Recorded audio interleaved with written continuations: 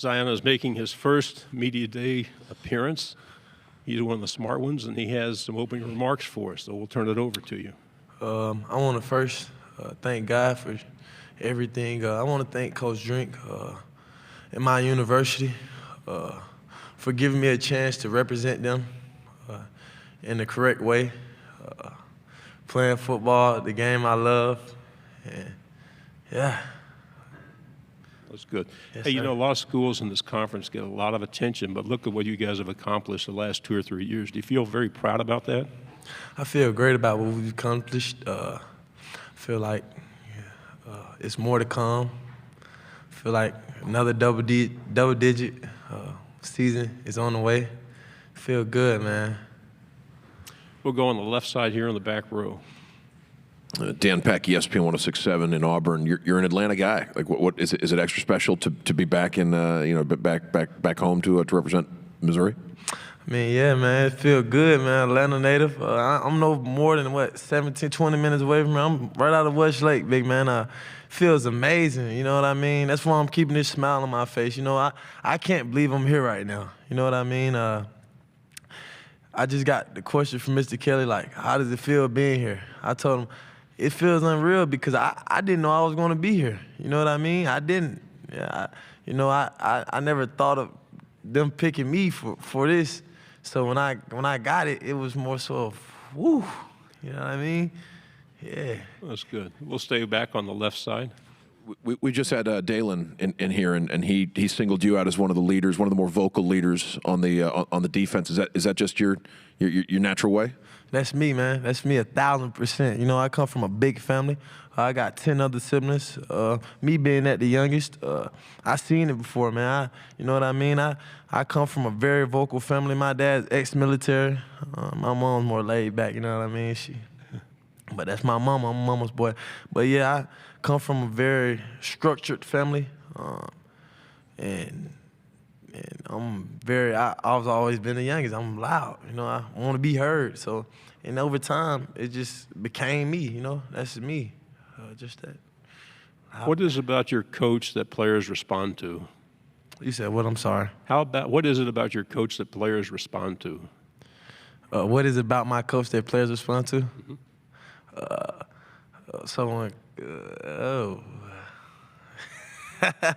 So I got a good impression of Coach Drink. Well, it was one time in practice. It was a long day. It's about 90 degrees outside. Coach Drink, I don't think he was liking the way we worked out. And he said something. Well, he never said nothing the whole workout. He waited till we was done, and he got up. And this my boy, like, I don't want to say his name. He was like, Elias, you're 250. He was just going crazy. It was man, Coach Drink. Everybody was but I was more so fatigued. I was feeling sick, like him yelling. It was crazy. And then he got back on my boy, Marvin, you're last at everything. He was going crazy, and it just that's the memory I won't ever forget. You know, you only get memories nothing but once, and I'm gonna forever remember that.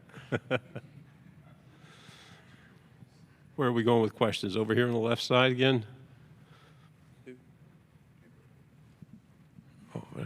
You guys kept throwing around the term like alpha males in your locker room and within your team. Is that a thing, or can you elaborate a little bit more on that and what that means?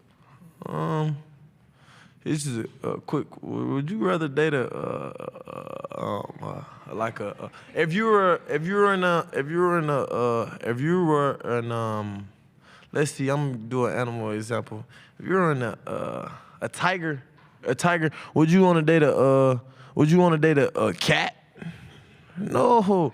You want to date a cat. You wouldn't want to. Well, of course, it's tiger's a cat. It's a bigger version of it. It's the cat. You know, it's all around the stuff. But you wouldn't want to date a cat, though. Not something we bring. You know what I mean? So that's the difference. Like, it's more so of like, not in day. I mean, alpha male. Like, who? That's what we're recruiting. That's what we're standing on. Guys is alpha males. Guys is where their feet at. And guys is very vocal and want to compete. You know, and have an edge on them. You know what I mean? So that's more so of being specific, you know what I mean? You wouldn't want to date a cat. You would rather date another tiger, right? Or a lion, something more manly. Yeah, so. We'll go on the right side, third row, then go on the fifth row. Okay. Zion, you talked about bringing death row defense back and that, that motto, how much it means to that unit. Can you just kind of tell me what is that unit all about and, what can fans expect to see from you guys? A gritty unit. I'm just the depth is unreal. Like you said, we're reestablishing the death row defense.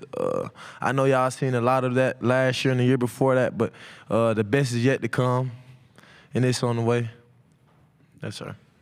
In the back, on the right.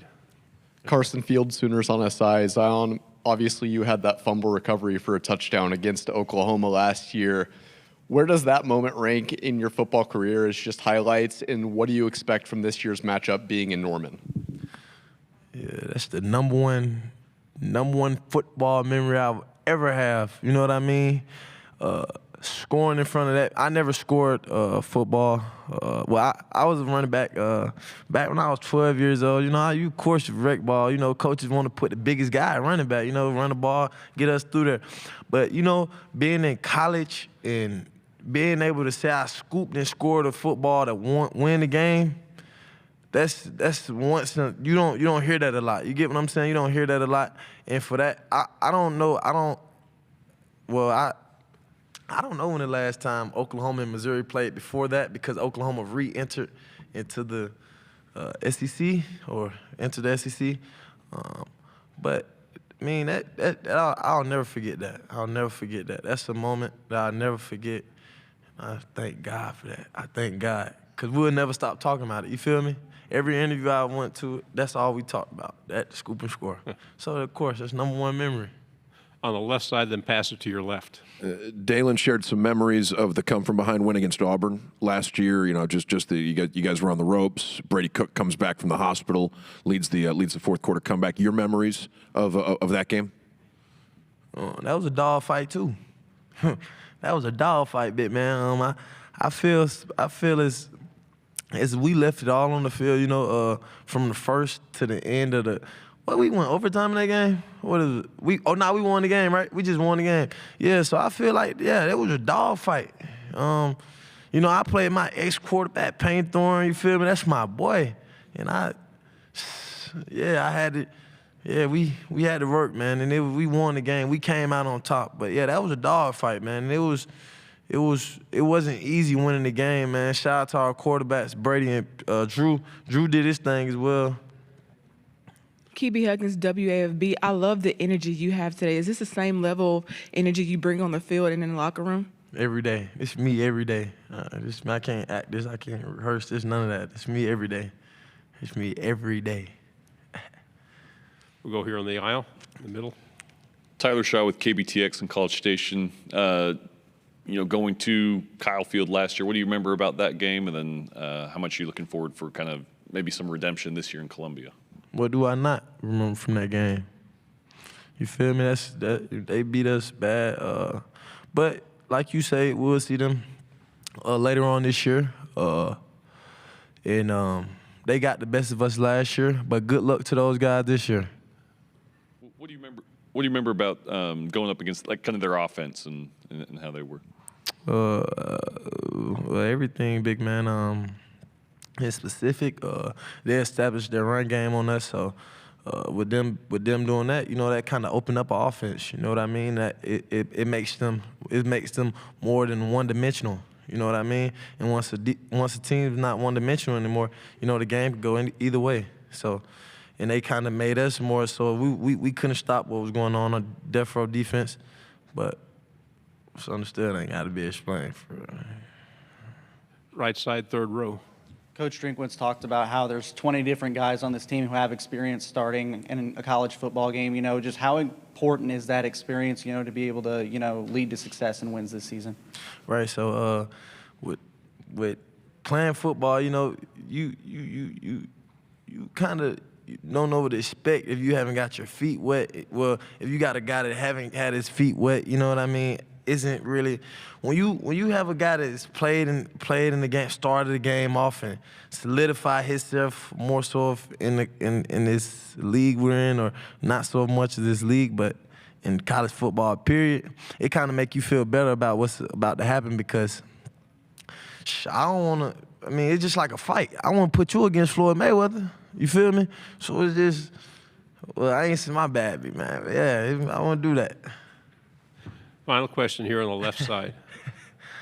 Zion, what can you tell us about the rest of the defensive end group and the defensive line this year for Missouri? We got a tremendous D-line, big man. We got a tremendous D-line.